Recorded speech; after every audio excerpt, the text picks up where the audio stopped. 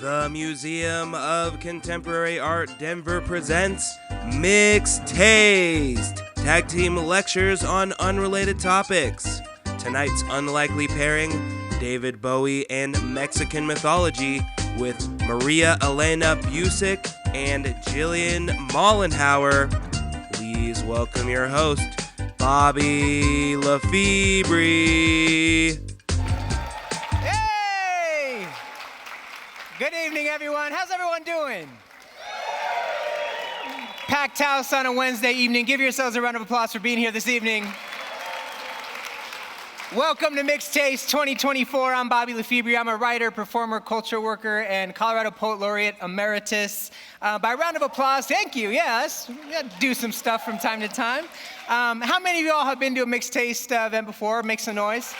All right. We do this every time, so, and who has not been here before? All right. Well, whether it's your first time or your 50th, we welcome you. The MCA Denver is, the Holiday Theater is MCA Denver's home for music, performance, and more. Now, if you have been to one of these before, you'll know that one of the most important components of the evening is the Q&A that we share with the speakers later on this evening. So this QR code here will take you to Slido. That is where you're going to enter your questions for the speakers this evening. So go ahead, if you haven't already, pull your phones out. Take a look at this QR code. Get familiar with Slido. That's where you'll enter your questions. And be sure to enter your name when you enter the question because we have an incredible prize for you this evening.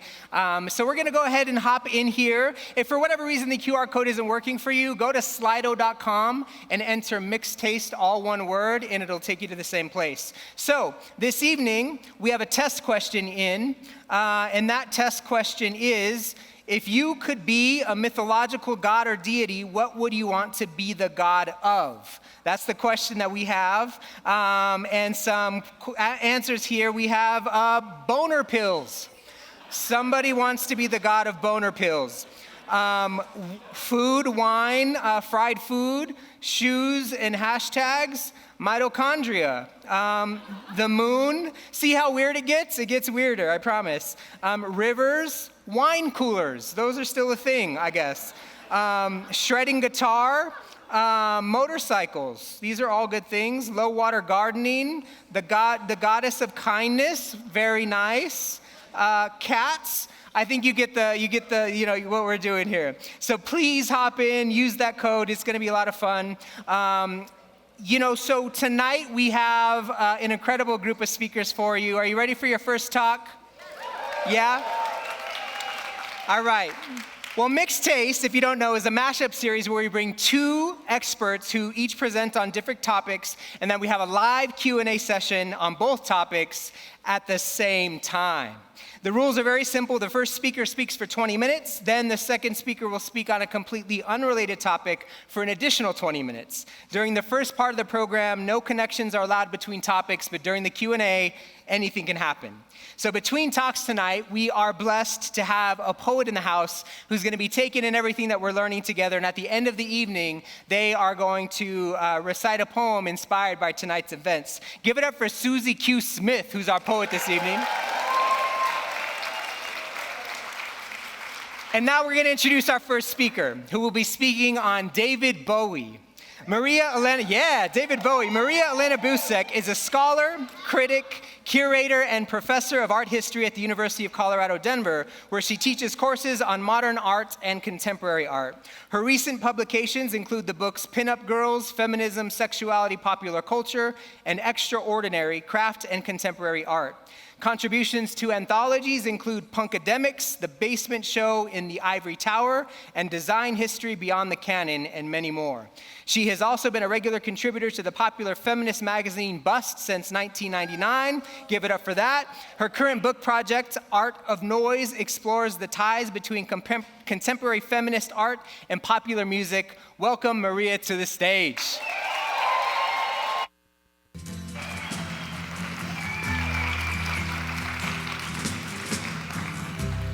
Thank you. I see my ringers are out.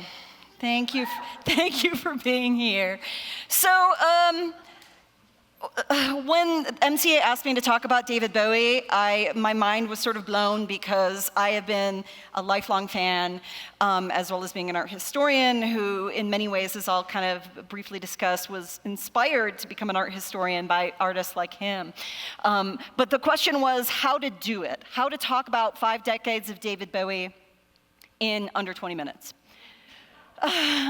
And it's hard, but I think I've come up with a way. So, for those of you who are wondering why they picked an art historian to talk about David Bowie, I thought I'd explain why, both professionally and personally.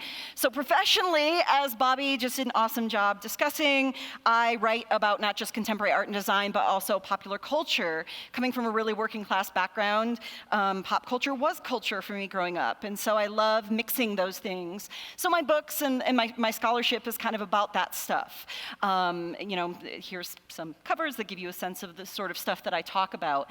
But personally, I have always been a lifelong music fan and record collector. My father was is a musician and a record collector, and so I grew up in record stores, I worked in record stores, and so the ask tonight was as much personal as professional. So the way that I'm gonna be framing my talk about David Bowie is trying to do both of those things at once. In fact, if you look closely, you can actually see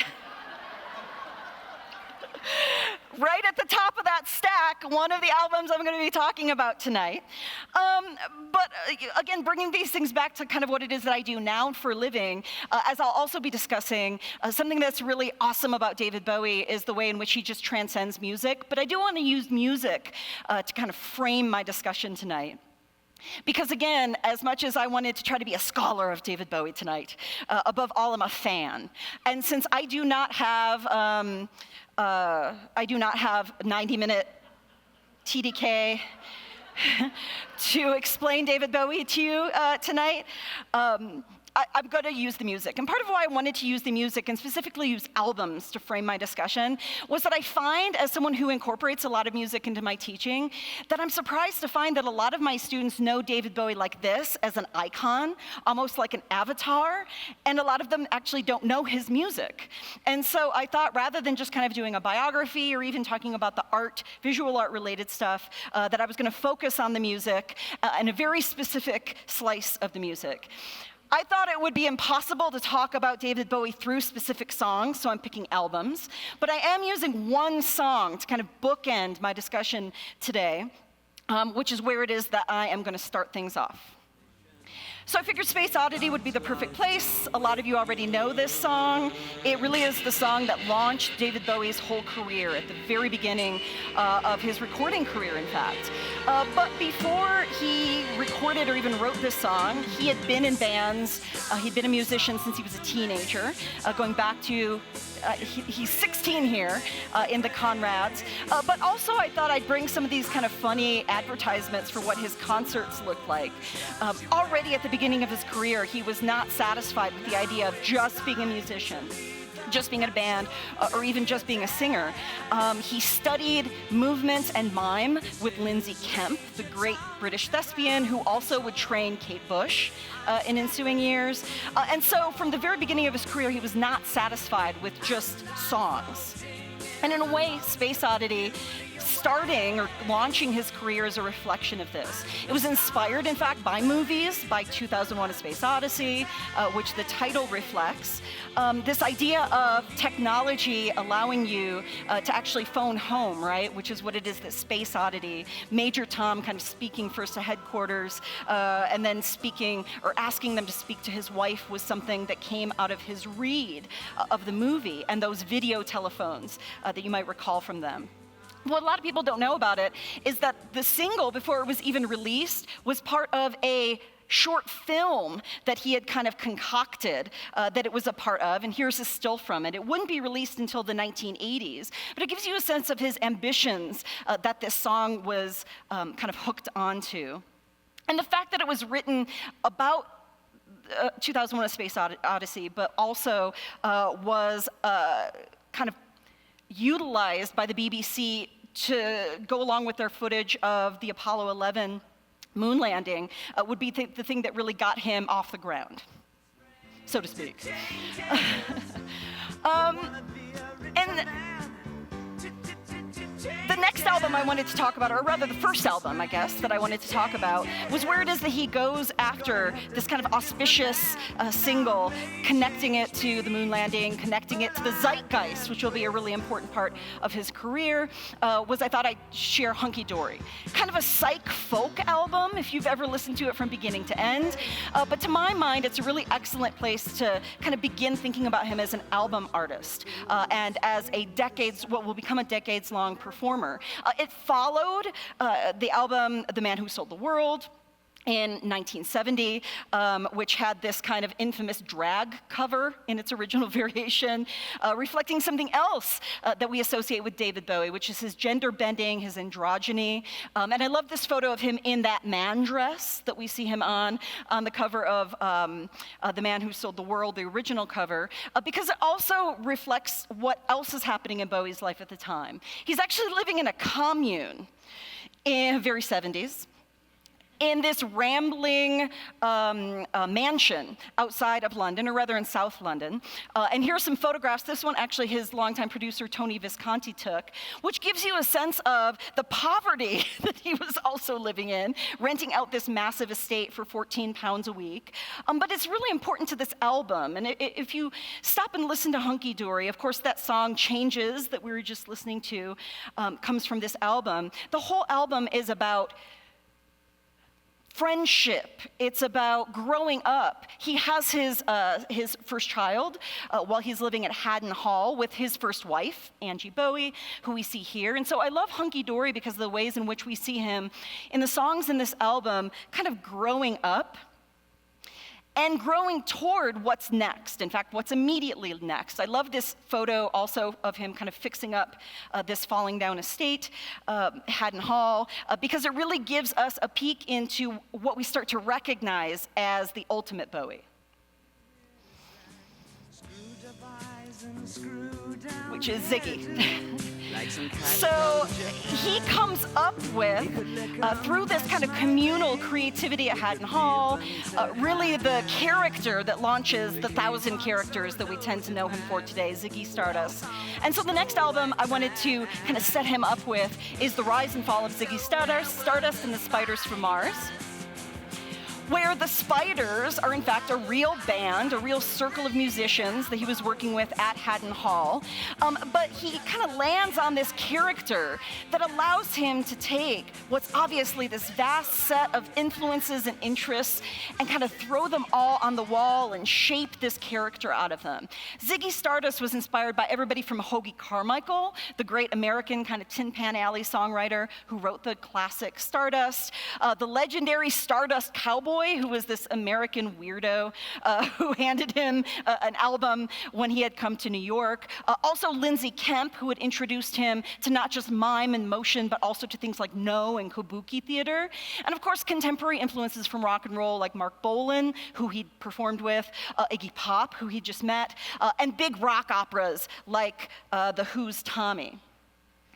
But I thought I'd single out from this album, and in fact from this tour, this Top of the Pops performance, because it also sets us up for one of the many things that we kind of owe Bowie today. In fact, I'm in the middle of reading John Savage's fabulous book on the history of queer influences in rock and roll history, and he's among the many who talk about this performance, which not only debuted to this massive public, this amazing band and songs from this album, but also just the androgyny of Bowie and the fact that he is not just intimate with his male band members. This is Mick Ronson, his great guitarist, but at some point, as you could see, points to the camera and points at the audience at home. And you see over and over again, Britt saying, "That's the moment that my life began." When he pointed at me at home and said, you know, this is possible, this change, this fluidity. And of course, that fluidity and the kind of sexual openness of it is something that with this album, and again with this band, he would rather infamously capture. And following this is a set of albums that and songs that any musician would envy. This is what he does just between 1973 and 76. But I'm leaping over them. Because while there are psych Bowie people and there's rock Bowie people, I am a Berlin Bowie person. And so I wanted to jump right into the Berlin trilogy, which is fascinating because in a way, he takes the success of those rock albums, that, again, series of classic rockers that we still associate him with today, and he throws them out and begins this completely new experimental set of albums. He moves to Berlin with Iggy Pop. They're both trying to kick drugs.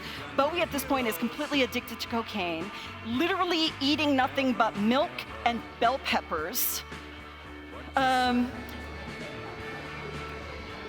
Iggy, he's on everything, right? It's Iggy Pop. But the context of Berlin is exciting for them. It not only gives them an opportunity to kick drugs, they don't know anybody there, but cabaret has just happened, and it's still this worldwide phenomenon, the glamour of the Weimar Republic. But also punk has happened in 1976 and 77, and they're all twisting that idea of Weimar glamour in this exciting, but really different way from the glam rock that we associate Bowie with. And so he and Iggy record some of their most famous albums, but they're also going to the museums of Germany and getting inspired that way too. Bowie actually is a painter. And I love this pair of portraits that he does of Iggy while they're in Berlin. You can see the change, blue-skinned, heroin-addicted Iggy to this much healthier guy out in the city. I mean,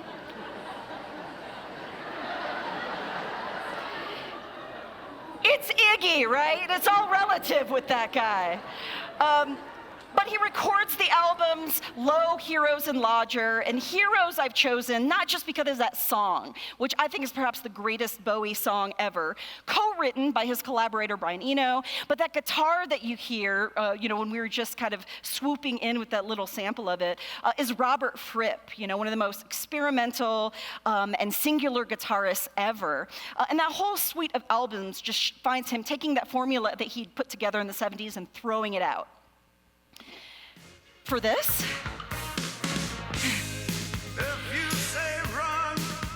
I'm again leaping, but in a way that's kind of like the spinach of this presentation, to get to Let's Dance. So if you're a Bowie fan, Bowie fans are not big fans of this album. It's kind of villainized in his oeuvre. But kind of like when I tell my students, Starry Night is not the best Van Gogh painting, but I have to teach it to you. I realized I have to teach Let's Dance. There's no way that you can get over it. It requires that I leapfrog over one of my favorite Bowie albums, Scary Monsters and Super Creeps, and this moment where he's asking himself, well, can I take what I've learned, stripping down everything I've done, putting out these beautiful, soaring, minimalist albums from the Berlin trilogy, and make them commercially viable? He cannot. Scary Monsters flops compared to his previous successes. And so what does he do? He brings in the guy who, during the years that he was in Berlin recording these wonderful, freaky albums, has been making the biggest hits of the 70s, Nile Rodgers of Chic. And so he brings Nile Rodgers in to do this polished job on some of the slickest, most commercial-ready songs he's ever written, and of course he's rewarded for it. Serious Moonlight Tour on the back of the Let's Dance album, one of the highest-grossing tours of all time. He's still sort of using costume and camp and movement, but it's 80s, right? It is 80s Bowie. He calls it his Phil Collins years, where he gets the success that had eluded him in his experimental albums.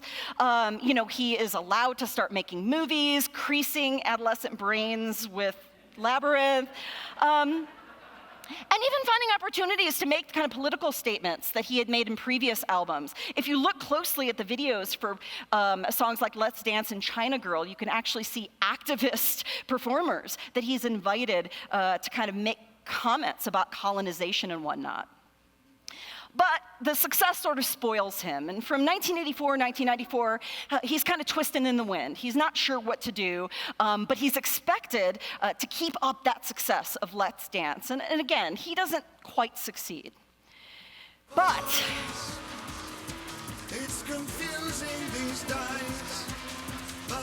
After the Phil Collins period, he realizes sticking with the formula is not working. So once again, he throws it in the trash can, and in 1995, he produces one of his most polarizing albums, which I wanted to share with you as one of his greats, Outside.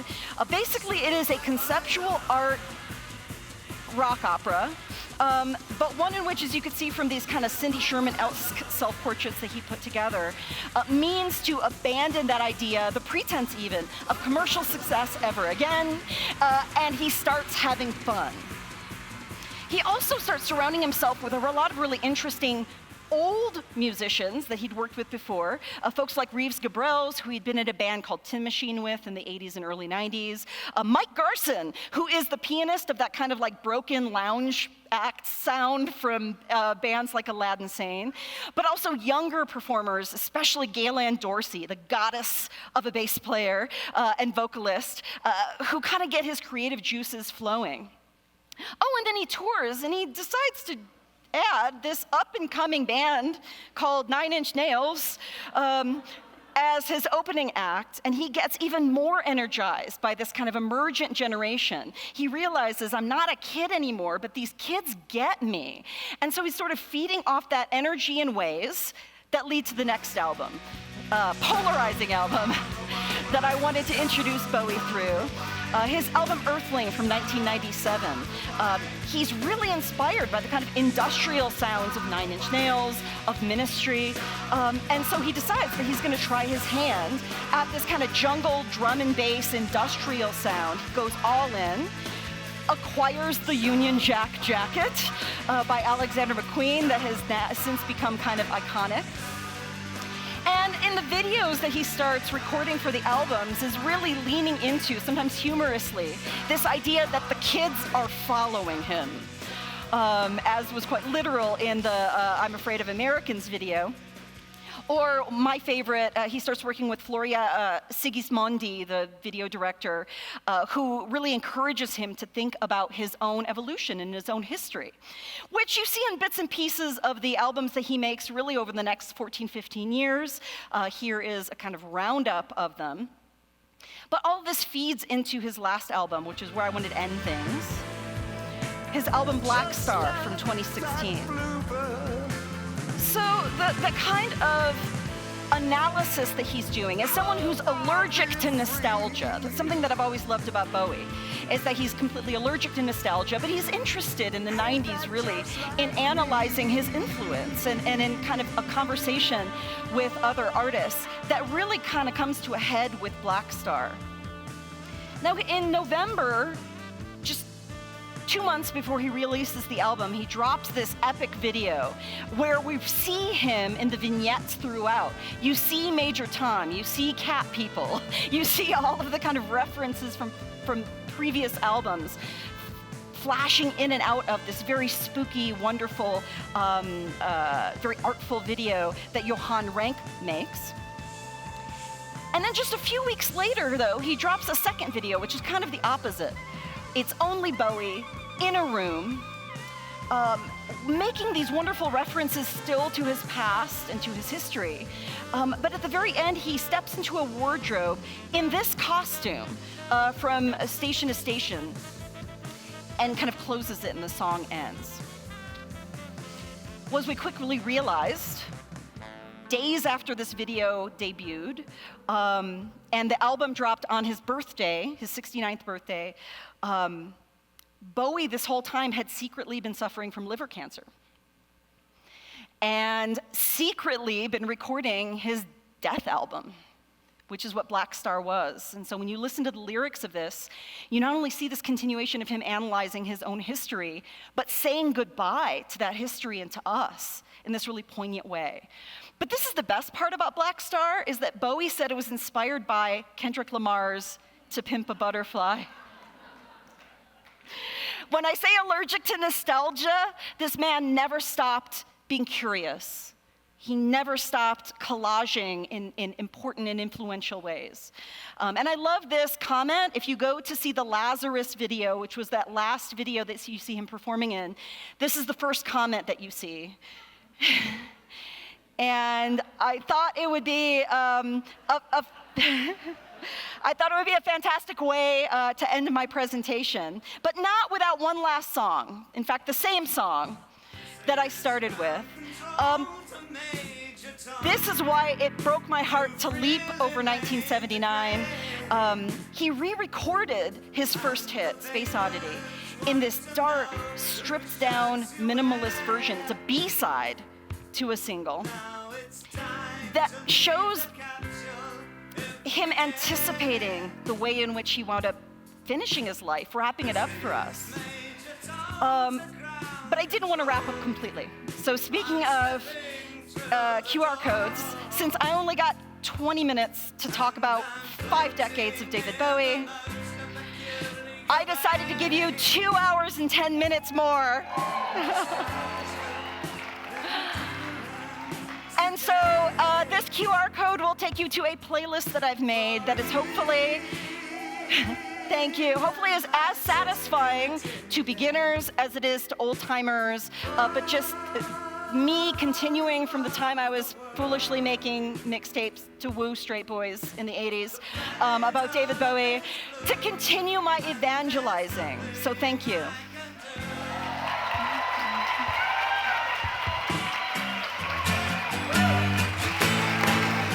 Give it up for Maria.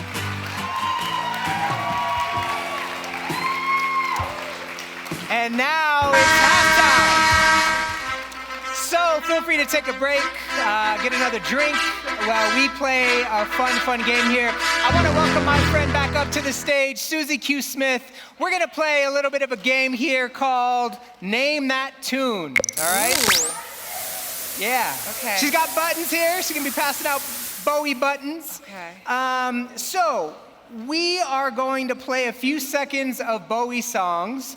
We're going to ask Susie to guess the name of those songs. We're going to ask you to guess the names of those songs, and then we're going to see how we do. Does that sound fun? Yeah.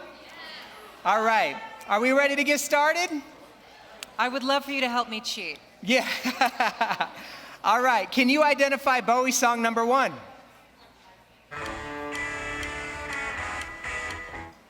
Yes. That's it. Yeah? All right. The options are, we got people pulling in already. Rebel Rebel, Sweet Thing, or Under Pressure. It's definitely Rebel Rebel. It's definitely Rebel Rebel. Give it up for yourselves. Okay. 88% of you got that correct as well. All right.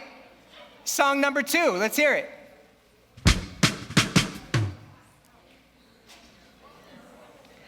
Can I answer an interpretive dance? All right. Well, let me give you some options. If you feel compelled to dance to these, go for it. Starman, Young Americans, or Under Pressure. Oh, I think some people helped me cheat. That was Young Americans. Correct. Thank you. 92% of folks. Somebody said Under Pressure. Okay. 5%. That one I know for sure. Number 3.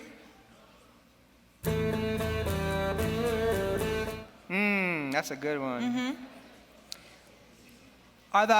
Is it Changes, Let's Dance, or The Man Who Sold the World? That's definitely The Man Who Sold the World. It indeed is, yeah. The Nirvana cover, Unplugged, is one of my favorite songs ever. Give it up for Nirvana if y'all are Nirvana fans. In fact. All right, next one. We gotta listen.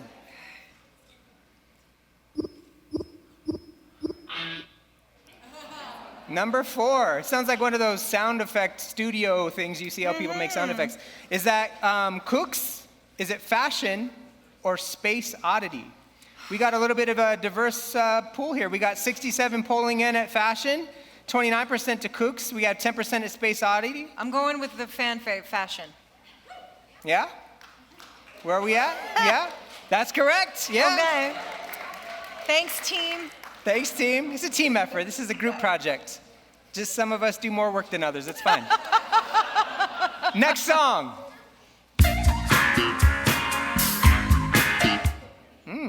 It's funky. We got Modern Love, Ashes to Ashes, or Fame. Audience, what say you? I think it's Ashes to Ashes, because I know the other two, and I didn't know that one. Modern Love or Fame? Process of deduction. Yeah. What you going with? Ashes. Yeah. Ashes. Yeah. Correct. Yeah. Y'all know your Bowie. That's why y'all came out tonight. Apparently, Yeah. I too am a Bowie scholar. How many more we got? We got one more, two more, three more. We got three more. What's the next one? Let's hear it.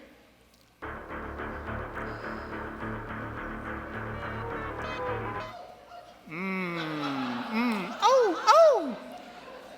We got the Gene Genie, Soul Love, or Magic Dance. Right now we got Magic Dance polling at 58%, Soul Love at 24%, 16% on the last. Going Soul Love. Soul Love. You gonna go Soul Love? Yep. 18%. What say you, audience? You say? That was Magic Dance? It's Magic Dance, yeah. I know Magic yeah. Dance. I'm a child of the 80s. Child of the Oh. 80s, yeah. That's just a very weird excerpt. Come on. Very weird Okay. excerpt. That was hard. All right. Let's hear the next one.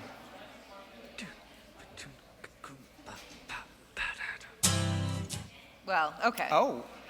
That's ground control to Major Tom, Bobby. We got, well, let's see here. Was it? We got Queen Bitch, Sorrow, or Lady Stardust. This Wait one's a minute. neck and neck. We got 50-50. Maybe that was Lady Stardust. We got Lady Stardust pulling in at 56% That was right Lady now. Stardust. Okay, I just heard one chord and it sounded like. Okay, but I'm gonna go Lady Stardust then. Y'all going with Lady Stardust, the majority? Yeah? And the answer is? Oh, Queen no! Queen Bitch. Well, now. Okay, but to be fair, we only had one chord, everyone. One That's chord. not fair. That's not fair. That chord could have been a lot of songs. All right, last. Let's get this last one. Okay.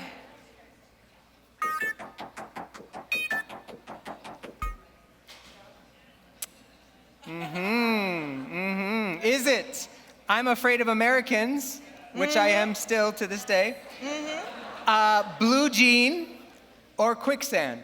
I'm gonna say I'm Afraid of Americans because it is the most fun title. And we are correct. Okay, we're Give it gonna up do for bad. Susie Q. We're Smith. gonna do bad. Thank you all for your help.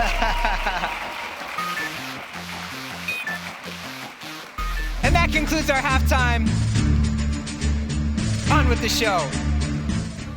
I would love to introduce our next guest who will be speaking to us on Mexican mythology. Jill Mollenhauer graduated in 2010 with a PhD in art history from the University of California, San Diego, where she specialized in the arts of the indigenous Americas. That same year, she was hired full-time by the Department of Art at Metropolitan State University of Denver, where she is currently professor of art history, theory, and criticism. Jill's primary area of study is the art of Mesoamerica, with a focus on the ancient Olmec culture. When she has time away from teaching and research, she enjoys travel, writing, gardening, and spending time with her two daughters. Welcome Jill to the stage.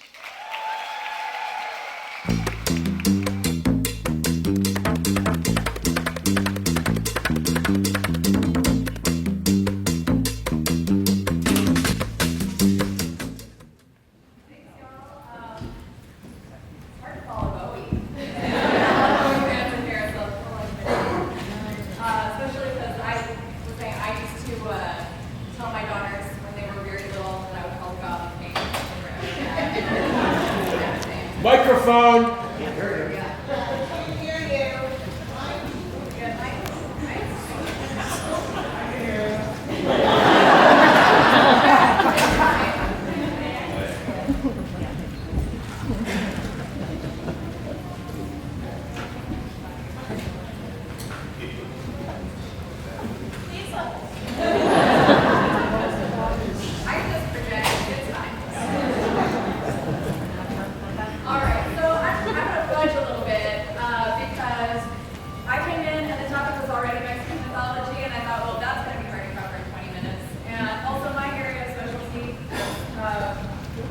Is actually the art of Mesoamerica.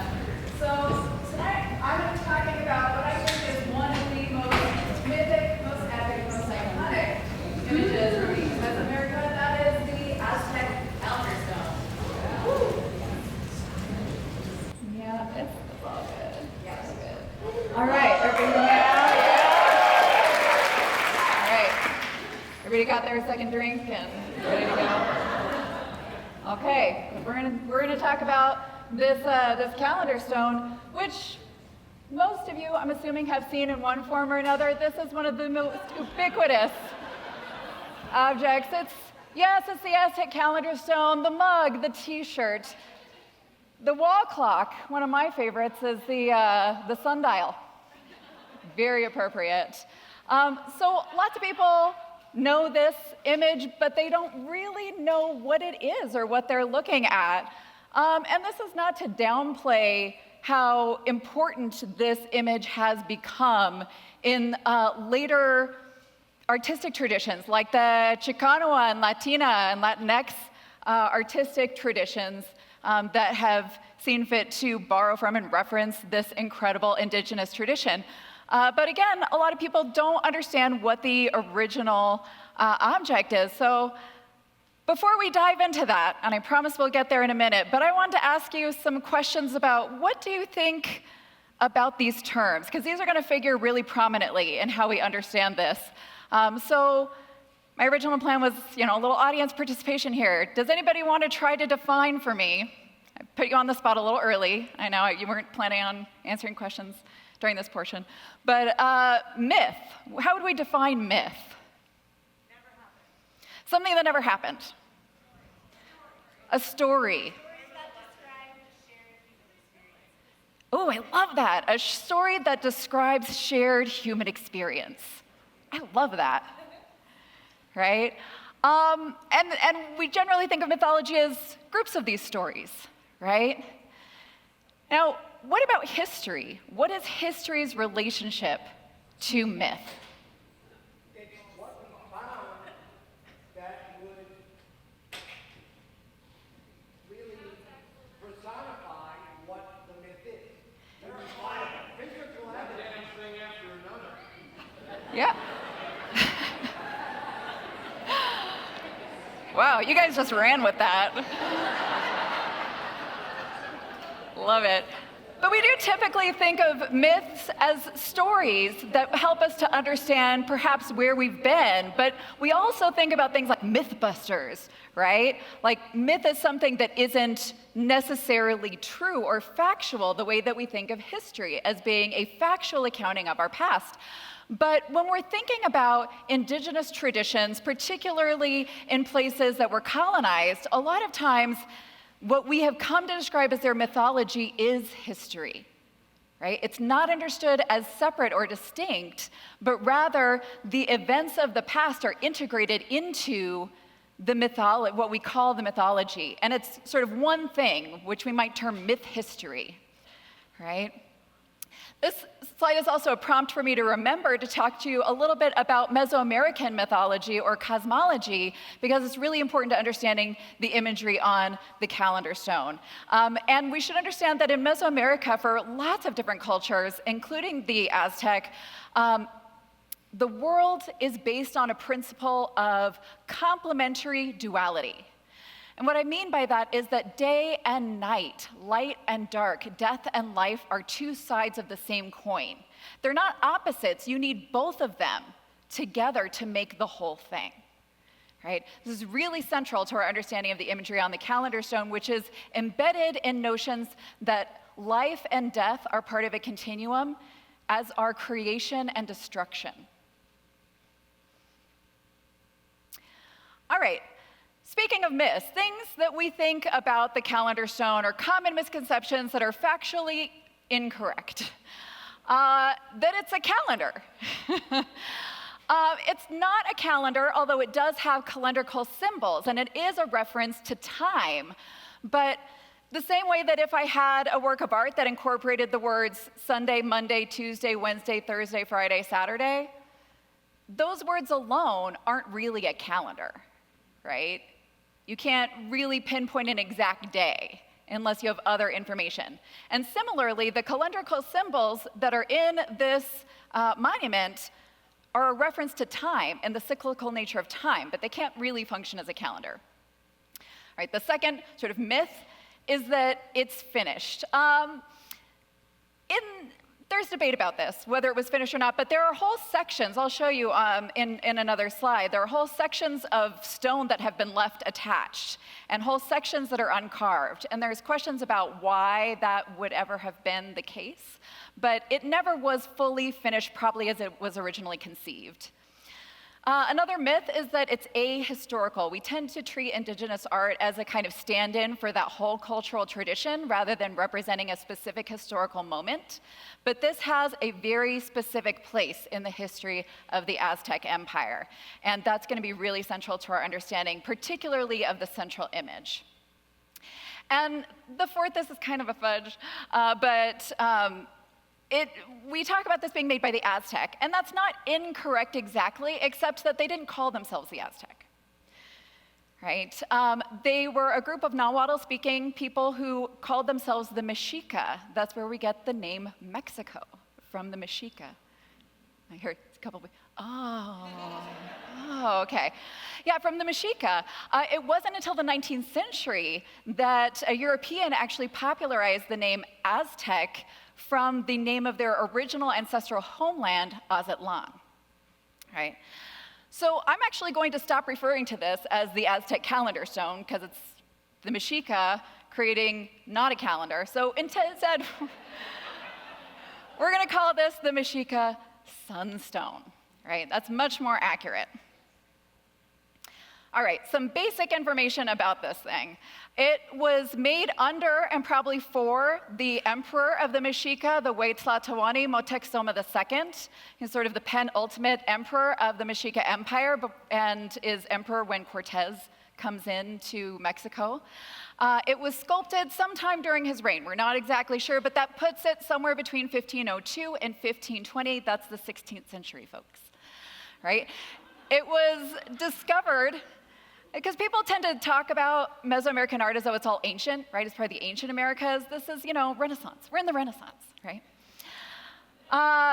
This was rediscovered. It was buried intentionally by an archbishop who thought that its history was too bloody to allow it to continue to be visible. So they buried it, and then they rediscovered it when they dug up the Zocalo on December 17th in 1790. And at one point, they were going to destroy it, seeing it as idolatrous, but then they decided, we'll just put it on the outside of the Metropolitan Cathedral instead. And that's where it is in this painting. So it's discovered in what was originally the Templo Mayor, the most sacred precinct in Tenochtitlan, the capital of the Mexica Empire, which is today Mexico City. It was displayed until 1885 on the exterior of the cathedral, and it's now in the National Museum of Anthropology, where you can go see it in Mexico City today. What was it? It was probably either what we call quashikali, that is a receptacle for human blood and sacrificial offerings, or possibly a temalacaro, which is a gladiatorial stone, something that a gladiator would be attached to as they're battling. And there's very good reasons that it probably served as perhaps both of these things at different times. Even though it remained unfinished, it was painted, suggesting it was in use at one time. We'll talk more about the why of it in a little bit here. This is another example of a monument similar to the Sunstone. This is called the Stone of Tizoc. It's an earlier monument, and probably was what they originally set out to carve. In terms of the overall shape, the iconography is different, but the overall shape was probably meant to be similar to this. And again, it wasn't ever finished, and so it didn't quite get there.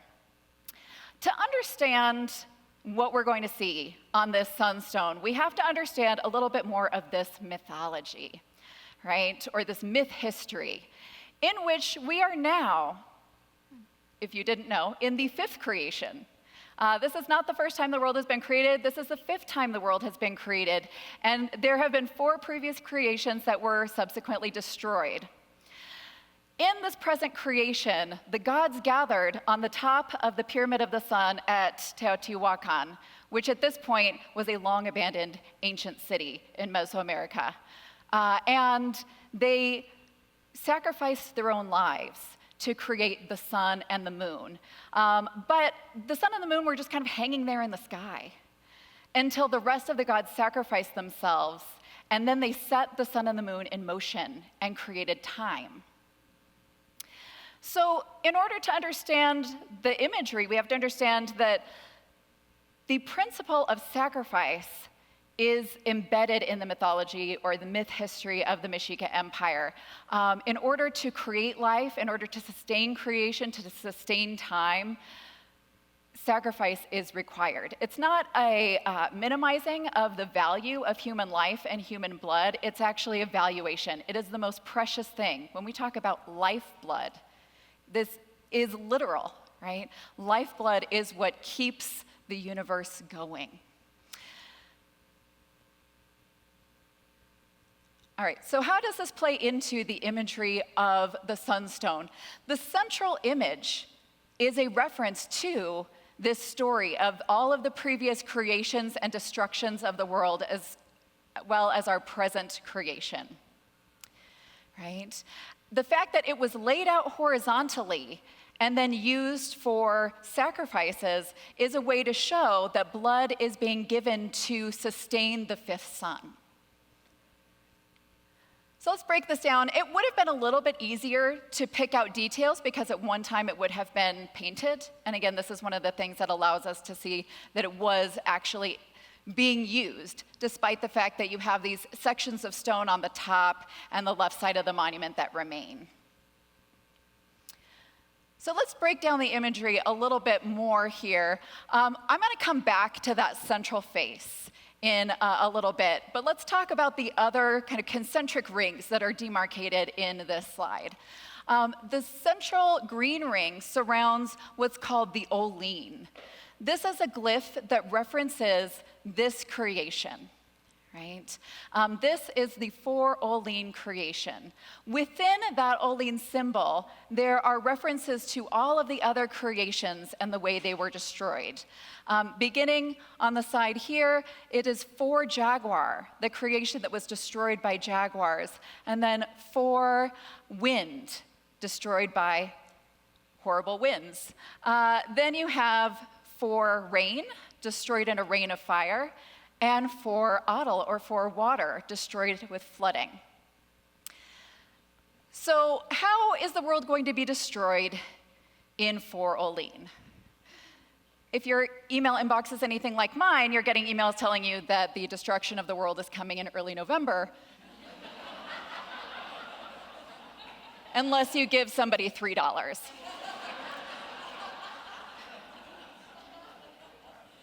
But for the Mexica, this creation was intended to be, or was destined to be destroyed by earthquakes. Olene is movement of the earth, right?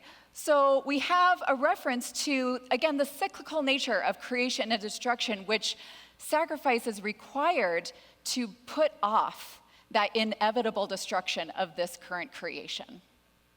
So these 4 little discs here are references. Let's see, here, that's the 4, right? 4, and then Olene, right? All right, what else is going on here? There's a lot more going on. Here's a breakdown, again, of that central face. We're gonna come back to who is this? A lot of questions about who is this, and we'll come back to that in a minute. But here, 4 jaguar, 4 wind, 4 rain, 4 water. The next ring are these calendrical symbols. Oops. There we go, calendrical symbols. That are, again, a demarcator of time. These repeat in cycles of 13 with 20-day names to give us a 260-day ritual calendar. But again, without numbers attached to them, they just give us the impression of time. The next ring is made up of these rays, solar rays, as well as symbols denoting preciousness, possibly turquoise, eagle feathers, and these little rectangular elements here have been interpreted as the mosaic handles of perforators. So a reference again to the preciousness of things like turquoise and eagle feathers and blood and sacrifice. Not just the sacrifice of other people, but also sacrifice by drawing your own blood. right, which is the responsibility of the ruler. The last ring here are the shukoatl, these fiery serpents that escort the sun through the sky, right? Some have interpreted them as comets, right, that pass through the sky, and their bodies are marked with little butterfly symbols because when warriors die on the battlefield, they become butterflies in their afterlife, and they escort the sun through the sky. You can't see the side of the monument in these diagrams, but there are little symbols that suggest that this whole thing is set within a night sky. Back to this question, who is the central face? There are various elements of the facial features that have led people to assume it's the sun god, Tonatiuh. That would make sense. This is clearly a solar monument. But the tongue here, which takes the form of a flint blade, as well as the monstrous hands clutching human hearts, are more often seen as symbols of the goddess Tzaltekutli, the earth god. And there has been some suggestion that the conflation of these two is meant to show this version of the sun in the underworld. And that's also a possibility. But there's something else going on up here with these two symbols. And this one in particular is really important because this is a symbol for Motexoma II. You can see here's Motexoma here, and here's his name glyph. This is what you're seeing here, right? In case you weren't saying it, there it is. So there's been questions about, does this stand in for Motexoma? Basically like a portrait would.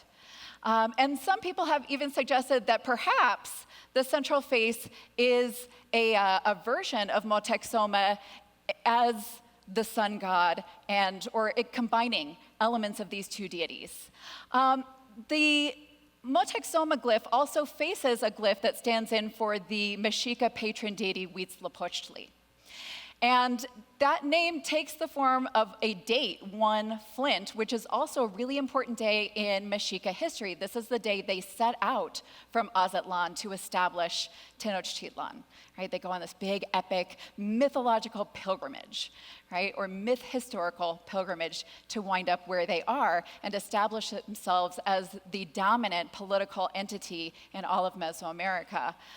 So it has also been suggested that this is Motexoma basically taking on or personifying Huitzilopochtli. In either case, what we have here with the incorporation of Motexoma's name glyph is a way for the emperor to tie his own personal history, his own personal biography to the sustenance of this entire creation, right? It's his responsibility to ensure that the sacrifices are happening on this stone in order to feed the sun and keep creation going. And he's absolutely tying his own reign and his own personal fame to this monument and this statement. A lot has been written recently, particularly by a colleague of mine, Patrick Kochovsky, on Motexoma and the cultivation of fame. But of course, Motexoma is only the first of a number of people who will use that central sunstone image as one that helps them cultivate fame. So, wasn't until doing research for this talk that I found that Elvis actually had a jumpsuit with a version of the sunstone emblazoned on it. So someone else using the sunstone image in their pursuit of or solidification of their own fame. So I'll leave you with that, and in the immortal words of the king, thank you. Thank you very much.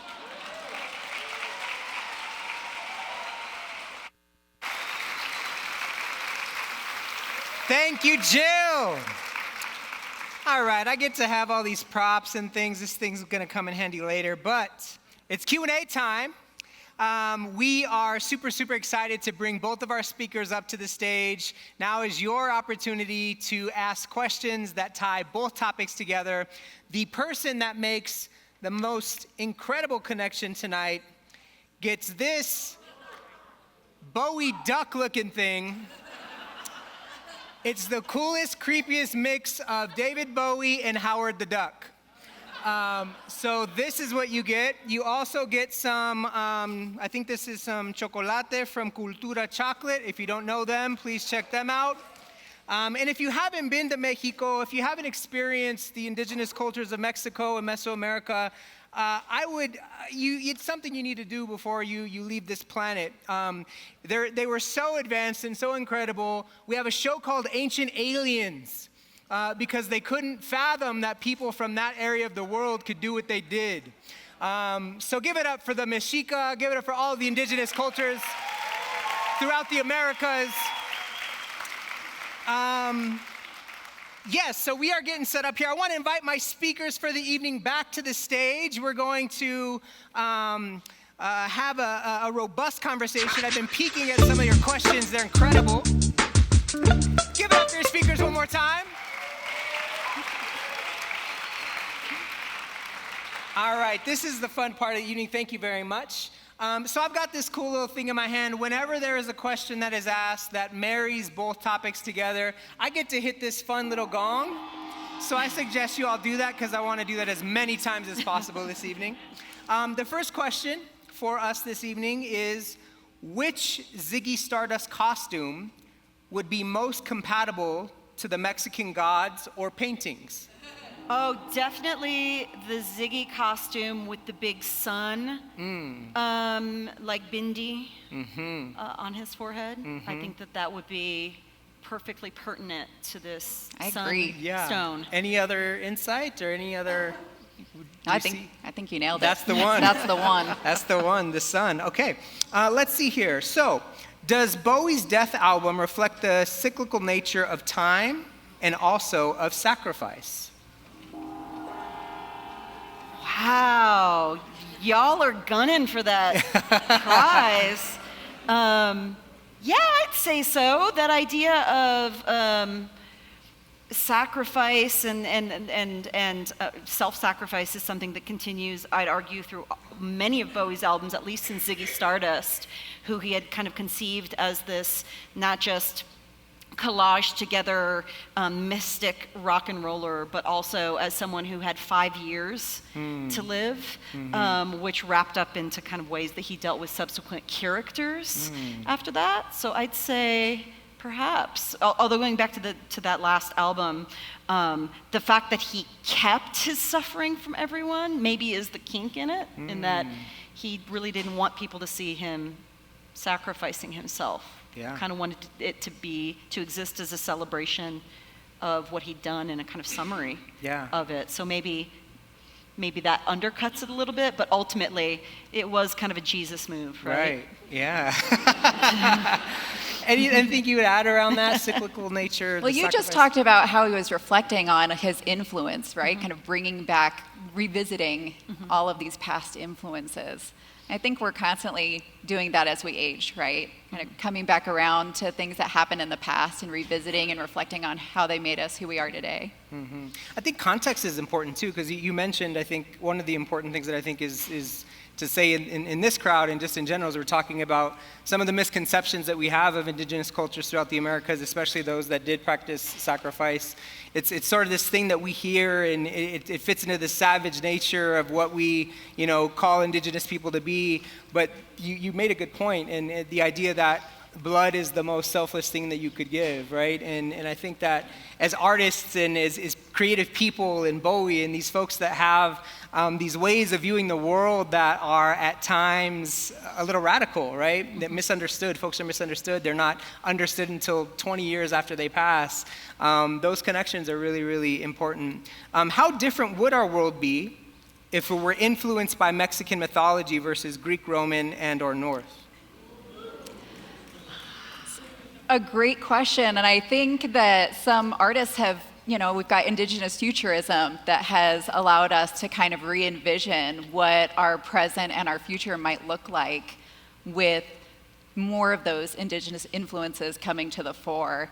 So obviously, here we've got Virgil Ortiz and people reflecting on the Pueblo Revolt, and but there are people who've done this with Mesoamerican culture too, and really thought about ways in which,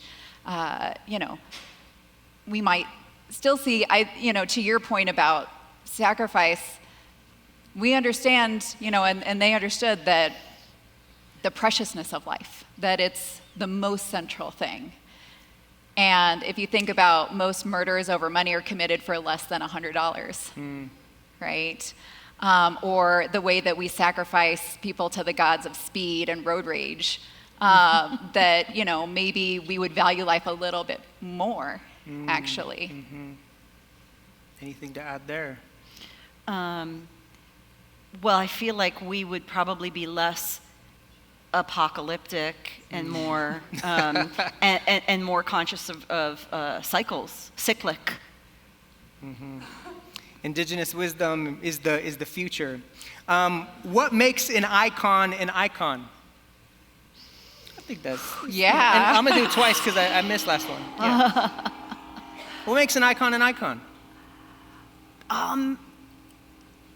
Contradiction and paradox and complexity. That idea of, and again, just using my subject as an example, the way, like I said, I was always impressed with the way, as a fan, Bowie just was not interested in nostalgia, but was interested in synthesis.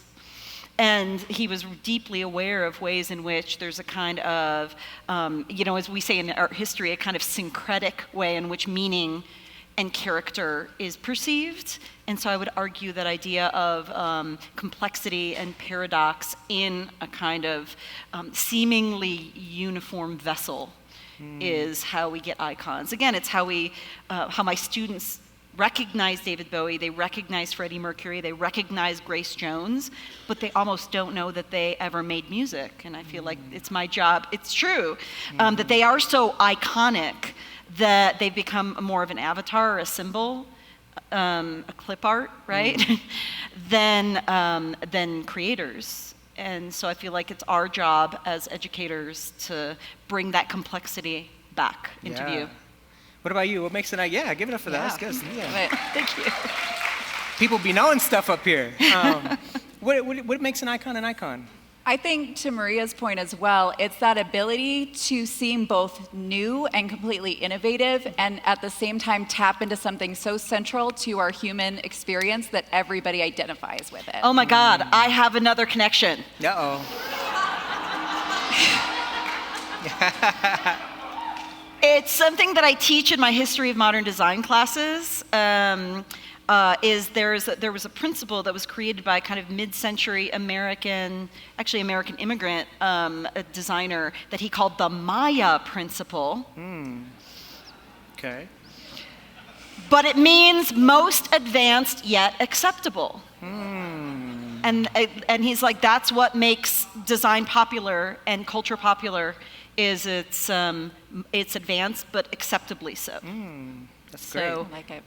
All right, let's see here. Is Quetzalcoatl the Starman? Yeah. Is Quetzalcoatl that's the for Starman? I would say Quetzalcoatl is the wind man, because Quetzalcoatl was a god of wind, and Xiotecutli was probably is a god of fire, but also of the stars.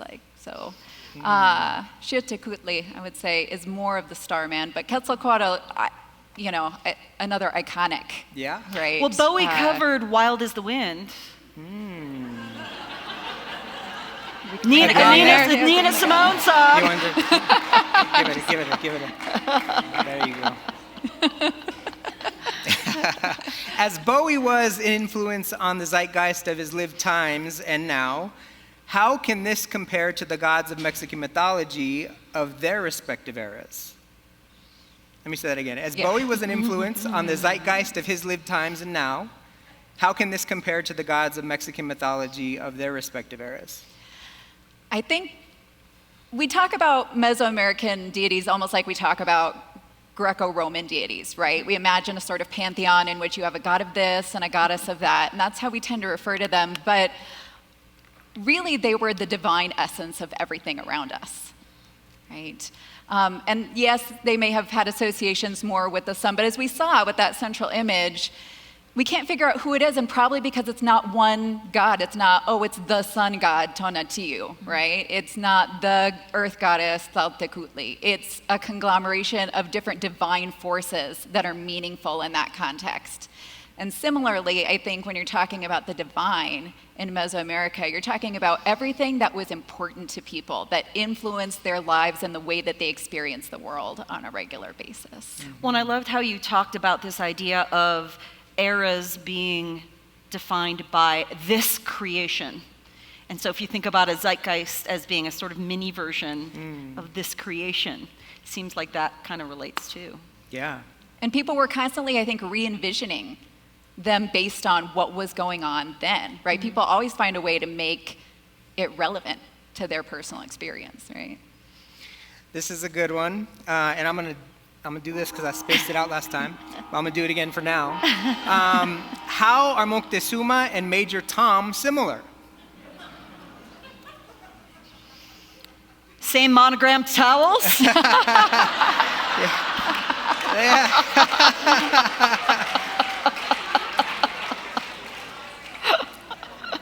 That's good enough. I mean, yeah, that's great. We don't need to go any further there. Yeah. Good outfits.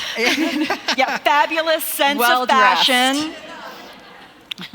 Love it. Let's see here. How does being afraid of Americans appear in Bowie's music and Mexican mythology?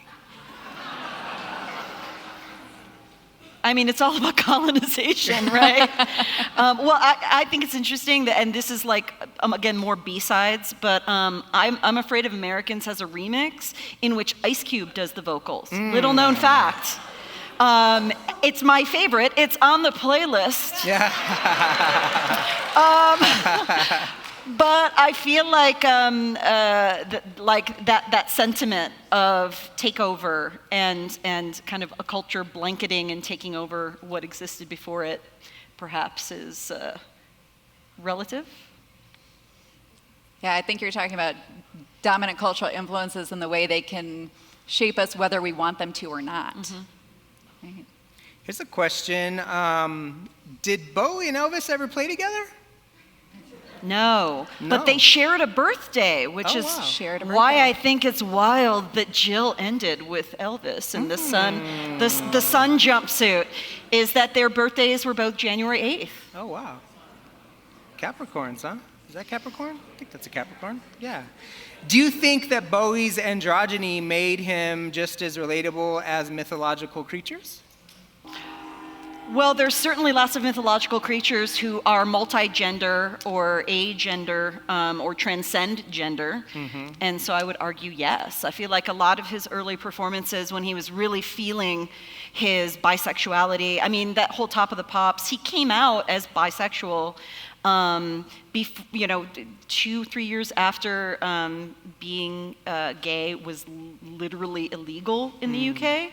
And so his kind of coming out in that way and really presenting it and feeling it through all these like androgynous characters, I feel we're pretty kind of taking on these mythological personae for sure. And we definitely see, not so much with the Mexica, but the Maya, definitely have a number of times where rulers seem to be co-opting or kind of being androgynous in order to pull from particularly women's ability to be generative, right? We control life, and so male rulers seem to, at various points, kind of co-opt the image of women and become more androgynous, but in doing so in order to make statements about their own abilities to sustain life.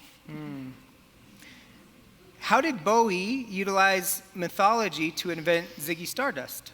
Oh, well, definitely using like pop cultural and pop music mythology for sure. I mean, ways in which he kind of bent Hoagy Carmichael and Tin Pan Alley into this kind of like folk artist, legendary Stardust Cowboy, into glam rock and futurism. I feel like he was amazingly gifted at that, and that Ziggy was this composite, I suppose you could say, speaking of syncretism, and ways in which in art history, not only do you find, different cultures kind of collaging together what's useful to them about various cultures, and that's definitely something that Mesoamerican culture was very good at. I feel like that was definitely something that he was doing, was kind of cobbling together this collage of different myths, and thus creating this new one. That's super cool. And I think one thing that I love about artists that do that are always reinventing themselves, is exactly that. It's like they get tired and they move on. And we're talking about cycles and reinvention and all of these things. I think it's super cool. Do you think that Bowie dying in 2016 serves as a sacrifice for the ominous beginning of the earth-moving end of this current cycle? I don't think it was a good sign. There's a really funny meme that many of you have maybe seen, where it's like, January 2016, David Bowie dies, and the world goes to shit. I don't think it caused it, but but it certainly didn't help. Yeah. I want to remind the audience to put your names on these questions. That was an anonymous question, and you can go in and edit that. That was a good one. Just saying. This is another anonymous one here. Will David Bowie come back in the sixth creation? That's on you. Everything that is old is made new, right? People come back, and especially, through generations, right? You generationally pass on your tonali, which is linked to fame, but is also part of your essence, gets passed through generations. So if Bowie had kids, undoubtedly that will come back. Well, he was Buddhist as well. And so Lazarus, that last song I was kind of referencing and playing in my section, he talks about becoming a bird. And that it's not just your literal children, but kind of the thing you put out into the world kind of flies away and becomes other things. And that's why we're still here talking about him. Yeah, this question ties into that. Speaking about, who is more likely to be remembered in 1,000 years? Bowie or the sun god? Probably the sun god. He's been at it longer. Yeah. He's got a head start, a little bit of a head start. Yeah. Yeah. I don't know, that's a tough one. They're both so iconic. Yeah. What you think? You think it's a sun god? I don't know. Yeah. Bowie might beat out the sun god. I don't know. Let's see here. What is the central face of David Bowie?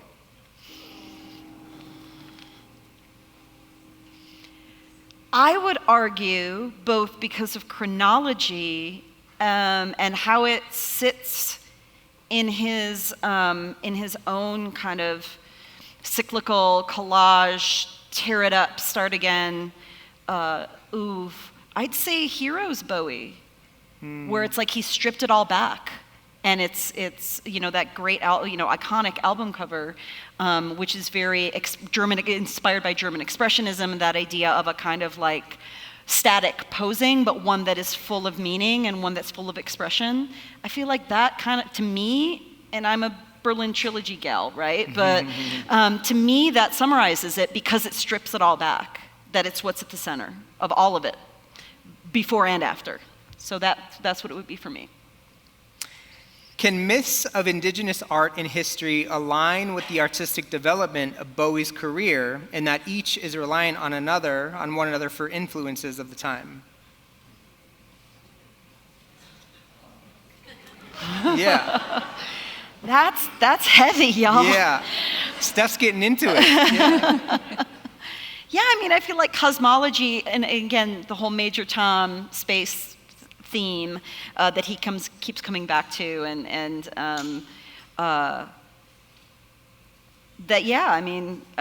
it's sort of like the micro version of that macrocosm of Mexican mythology, of Mexica history and millennia, right? That you arrive at that. Well, and I think that, again, to go back, Bowie's tapping into something basic in our human experience, right? That is also being spoken to by the Mexica. Yeah, their experience, or other indigenous traditions. Their experiences, yes, are particular to their time and their culture, but they're also just basic experiences of life and love and birth and death that they are speaking to, right? And that connects us all. That's lovely. I'm going to end with a question that doesn't have an answer. Somebody simply asked, ¿Puede oírme, Major Tom? Can you hear me, Major Tom? Give it up for your speakers! Thank you all. Thank you all. Sí. Y ahora puedo irme. Así es. All right. So now we have this lovely prize that we're going to give away. Daly, our digital producer, usually does this, but Daly is out today. So we have Carolyn. Give it up for Carolyn, giving us the...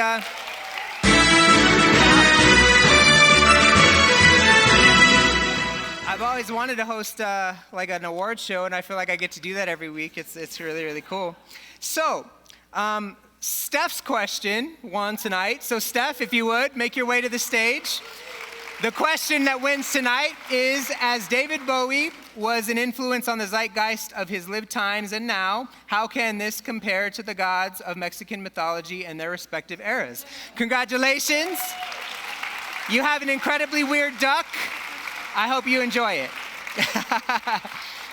So now it is my pleasure to welcome up to the stage one of my good friends, an artist, cultural worker, poet, good human being, Susie Q. Smith, who has been taking in everything tonight and is going to share something with you. Welcome, Susie, to the stage. Thank you, I'm going to watch you here, friend.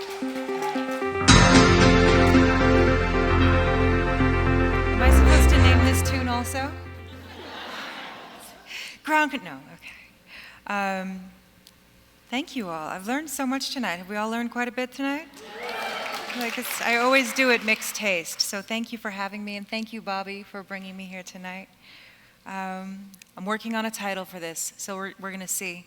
I've been scribbling furiously in the corner. We don't all need numbers to tell time. For instance, I was in the living room at my mother's townhouse on South Santa Fe the first time I heard Dance Magic Dance. Her couches were white with diagonal gray stripes. The sun shone brightly through the high windows, and I was rooting for the girl. As a child of the 80s, my primary memories of Bowie are from Labyrinth. I found him beautiful and terrifying. My grandmother only listens to gospel and jazz, but somehow knows Put On Your Red Shoes and Dance. A high school boyfriend made me a mixtape. The B-side started with Ground Control to Major Tom. I stopped liking that boyfriend quickly, but not the song. So many people know icons and not the music. Carve archetypes, gone caricature, which are easier to eat and pray to. Nina Simone said an artist's duty is to reflect the times, and I wonder about the commodification turning artists into celebrities, into icons. Of course, art has the power to transform, to turn from a pale sick blue to a sun yellow green. I wonder what is holy, what is sacred, if there is anything we won't eat. Who is alive to tell the story, as in who won the war, as in who was the most willing to kill, even the parts of themselves most capable of love.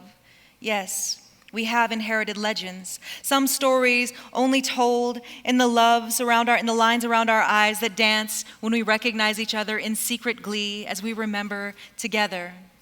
Every group of Black and brown people I know have their own language for time. CP time, Latina time, lunar time, meaning we measure according to our relationships to each other, to the earth, to the endless sky. Some of us are older than time.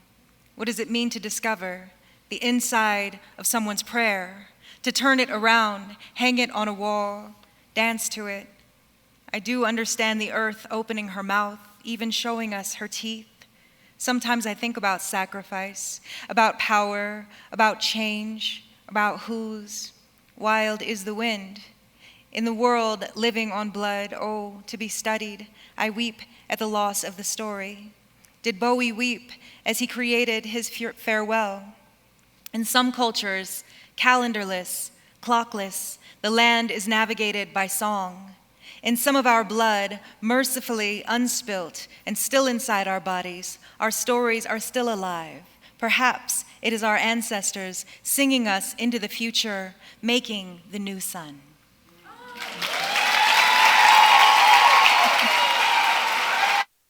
Man. Yeah. Yeah.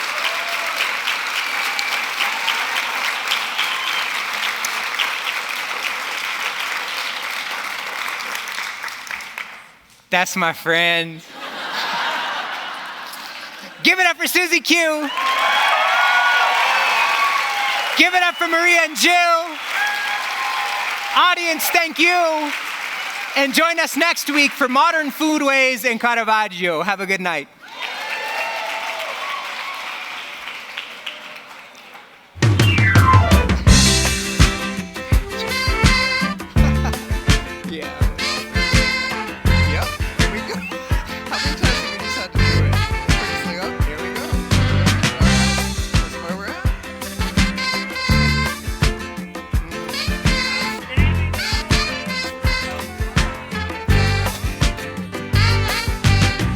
Pulled in just behind the bridge, he lays her down. He frowns, gee, my life's a funny thing. Am I still too young? He kissed her then and there. She took his ring, took his babies. It took him minutes, took her nowhere. Heaven knows he'd have taken anything. All night. She was a young American.